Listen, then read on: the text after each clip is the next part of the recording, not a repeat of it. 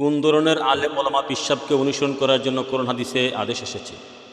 সূরা ইয়াসিন 21 নম্বর আয়াতে আল্লাহ পাক বলেন, অত্তাবিউ মাল্লা ইয়াসালুকুম আজজান মুহতাদুন। ওই ধরনের লোককে তুমি অনুসরণ করো যারা ঈমান ইসলাম প্রসার করে তোমাদের কাছে বিনিময় চায় না, টাকা পয়সা ধন দৌলত বাড়ি গাড়ি চায় না, চুক্তি করে টাকা পয়সা নেয় না, তাদেরকে অনুসরণ করো।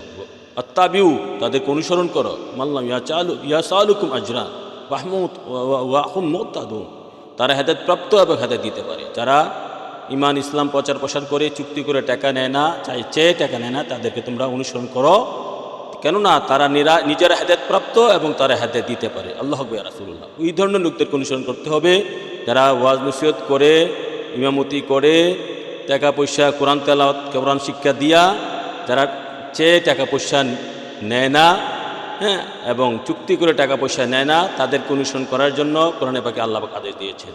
হাদিস শরীফে আমার হুজুর পাক বলেছেন, ইবনে মাজাহ শরীফে, ইযা রাইতুম মান ইয়াজহাদু ফিদ দুনিয়া ফাদনু, যদি তোমরা ওই ধরনের লোককে দেখো যারা দুনিয়া ত্যাগ করেছে, দুনিয়ার লোভ মোহ মায়া, হ্যাঁ, নিন্দা হিংসা অহংকার আমিত্ব ত্যাগ করেছে, ফাদনু মিনহু, তোমরা তার কাছে যাবে, কেননা ইয়ালাক্কা ইন্নাহু ইয়ালাক্কা হিকমা, সে তোমাদেরকে হিকমার সে তোমাদেরকে প্রজ্ঞার কথা বলতে পারবে, জ্ঞানের কথা বলতে পারবে। ওই ধরনের লোকের কাছে তোমরা যাবে, সে যে দুনিয়া ত্যাগ করেছে, দুনিয়ার লোভ মোহ হিংসা আমিত্ব অহংকার যে ত্যাগ করতে পেরেছে, তার কাছে তোমরা যাবে, সে তোমাদেরকে জ্ঞানের কথা বলতে পারবে, হক্কানি জ্ঞান প্রজ্ঞার কথা বলতে পারবে।